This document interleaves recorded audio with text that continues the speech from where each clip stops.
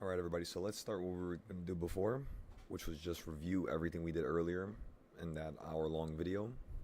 So, to everybody watching this right now, the first thing I would like you to do is pause the video and make sure you take a screenshot of everything that's on the screen. Everything to the top right is the trading style, the entry points, how to buy and sell, and how much money to use. Everything to the bottom right is going to be 2 additional trading styles. Everything to the left is going to be exactly how you go about making your boxes, which are on the days where the trends switch. So whenever you make a box, usually it's going to be on these dates here, but it of course could be other dates, right? And then some extra websites that you could use. And then of course some extra information at the top as to how many boxes one could make, because I'm sure you guys understand by now there's many different forms of, boxes that one can make. This right here is a box that goes from the top of October 29th and it goes to the bottom of November 21st. So you could then therefore say this box is basically trying to articulate a monthly range, something that's a little bit more grander than normal, is basically what I'm trying to say. Now, for today's video, what I would like to do is create another box and go through these objectives and do it as quickly as possible. So, I think you guys get that there's multiple ways you can make a box. There's probably hundreds of ways, honestly. And I've went through many of them. Not every single one, of course, but many different versions, variations. And the one thing I've learned is that if your box is at least 2 weeks to 4 weeks in size, meaning the high and the low, you can then therefore use that for the next 2-3 weeks from that current low, right? So you see how this box goes from up here to down here? What you could then do is use this orange box, copy it on top, just like how we did in the first video on the live today, which if you guys want to watch that to see how we created this here, you can go ahead and watch that. This one is just going to generally be a different video, just, creating a box, showing you how to cut it up into different fractions and whatnot. But, yes, so this was the original box. I then copied it above up here, and then down below, I copied all the fractions, and I pretty much got all my buying points after that point. Now, let's go ahead and make a box. So, you want to select the high. Our high that we're selecting right now is the 28th of October. And then we're going to select the 10th of October, which is one of the lows. You then want to take this box and you want to chop it up into fractions. So right here, that's how you chop it up into 1/4. You then want to, of course, make sure you title each box independently so that you understand, which fraction each box is. Hold Control and drag it, and then you're going to undo it. And it's going to go right back on top of the initial 1/4 box. And then you want to copy it below just like that. We can give the original 1/2 point a name as well. So that's the 1/2 point, 1/4, 1/4. And if we would like, of course, you could chop it up into 1/8 fractions as well, which will be half of a 1/4 point, kind of like that right there.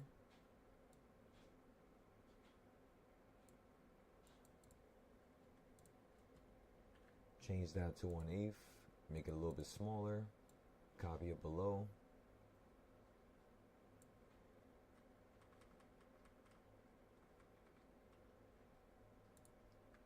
Take both of them, copy them below that.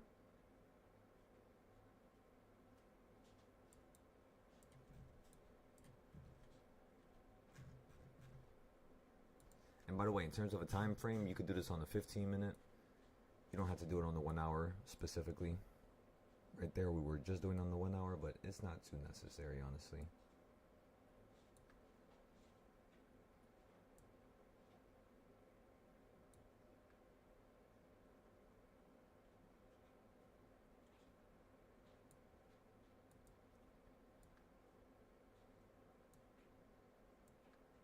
I'm just making them a little bit more precise.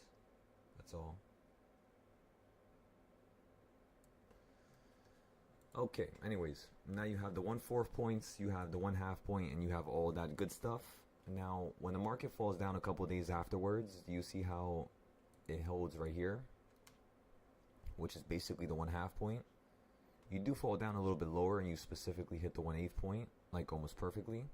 But again, the 1/2 point is the main level that you gravitated towards, and the 1/8 point was just the peak of that drop. But the main area that you were heading towards, that you wanted to go towards, was the 1/2 point. And then when you ran up, you then hit the 1/8 point up here. So what that told me was, if you then fall below the 1/2 point again, it's going to hit the 1/8 point down here and probably hold. So when you look at the right side, do you guys see how, again, you fell down from the top, you created this box from the bottom to up here, right, everybody? You then fell from the top to the halfway point, right? After you hit the halfway point, boom, the trends have been reset. Now pay attention to where it went. Where did it go? Up here to the 1/8 point. What that means is that if it gets below the 1/2 point, it's going to fall down here to the bottom 1/8 point, which is exactly what it does, which is why we bought on the 20th and the 21st. And then the market just catapulted up into the sky. So do you guys see how me using a previous box dictated and explained what the market was going to do to the right side? So that's how I go about trading with this. It's a very specialized tool, and there's certain ways you have to use it. Hundreds of ways you could trade with it. I would just focus on the ways that I have on the top right. Again, look at what I wrote down here. Trade exactly how I'm telling you to trade on the top right. The next thing I want to do is I want to show you guys how to add the wedges. So when you're adding wedges, it's simple. Just grab a line like that at the top, the trend line tool. Select the bottom.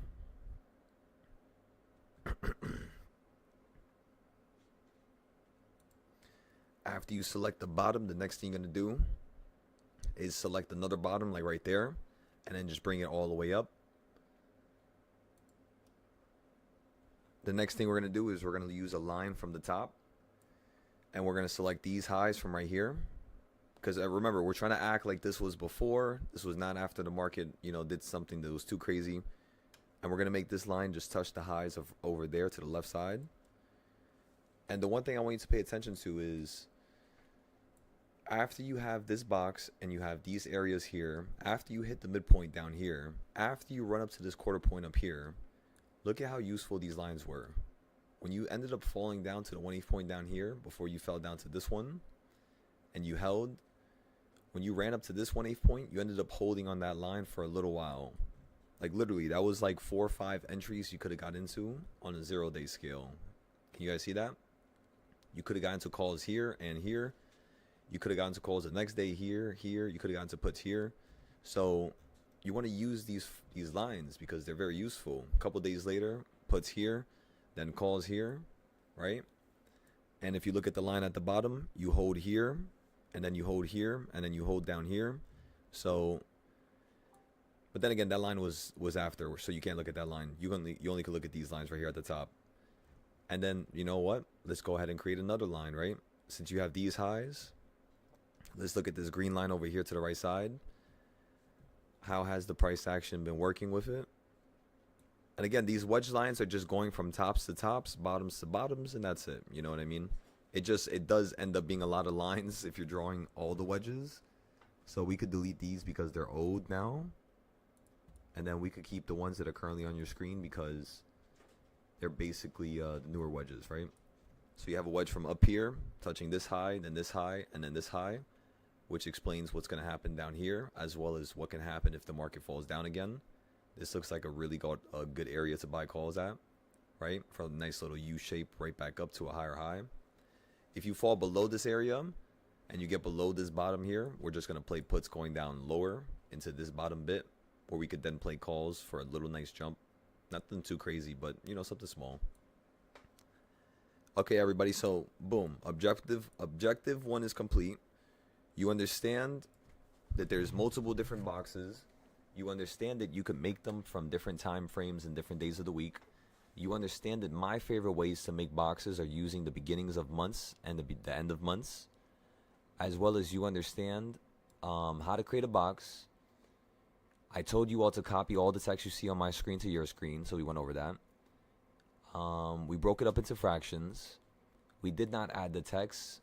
We added wedges and went over it. We talked about the wedge lines, but we didn't talk about how it worked with the boxes. So, do you guys see how this wedge line right here is basically correlating with this 1/4 point whenever you do hit it a couple days later? So you want to pay attention to that, because whenever you have this situation occur like this, you want to be able to buy and sell just due to the fact that you have two different trading styles that are lining up at the same time. The more the merrier is how I like to think about it. So again, the more trading styles you have that are lining up, that are telling you it's a good buy, the better it is to buy and sell off of that location, point blank. Think about it like that. Okay, so we went over that idea. The next idea is to add arrows and to go over the rules. We went over the rules. I'm not going to read over it. I'm sure you could pause the screen and read it. But we'll just add the arrows and we'll add the text. That's the only thing that's left. Now for arrows and for text, what do I mean by that? What I mean by arrows and text is when I copy this box right here, this the orange one, which is the one I made in today's live video. If you guys want to watch that, I'll timestamp it in the comments below so you know what to skip to, because we were trading as well. When I copied it up to here, the idea is whenever you're getting puts, if you're going to buy a 5-day put, let it break out of the previous range, let it go higher, and then buy some puts above it, simply put. Just like that. If you're going to get the calls, let it go below the 1/2 point, which is away from where you're currently at. The same idea as the puts, right? You're not buying the puts right here, right above it. You're buying it way above it. Same thing with the calls. You're not buying it on the halfway point. You're buying it way below the halfway point. You could buy it here, but I'm not buying it there. I would only buy it down here because I know the market wants to fall down way lower. So it's just knowing that because of the monthly boxes. Because remember, right here is just weekly to like monthly. You guys still need to create the yearly, which is, it explains all this price action over here to the left side, as well as, of course, the levels that you're currently at. If you use boxes from last year, it actually explains why you're here. So these boxes are insanely mind-boggling. They help you out a ton. You could use them on all time frames. Now, the one thing that holds you back and the one thing that holds my students back is the fact that a lot of people don't end up putting arrows like this to describe what they're going to do at that area and that location. All you have to do is look at the 1/4 points. Look at what I wrote on the top right. The only time you're going to buy a 5 to 15 day play is at the 1/4 point or a 1/2 point. So my puts and my calls when I'm buying a 5-day are only going to be bought near a 1/4 point or a 1/2 point, ladies and gentlemen. Anything in between, I would only buy using a 0-day. That's the reason why I'm not highlighting it, is because there's no need to. You know, because we already know how to play the 1/8 points to the 1/16 point, which is half of the 1/8 point.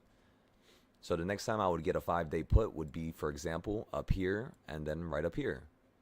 Those are the only times I would get 5-day options. And then for the downside, how would I get 5-day calls? Right here. I would skip this bit of area right here. I would buy right here, and then I would buy more calls down here. So those are all the locations I would buy calls. These are all the locations I would buy puts, as well as, of course, up here.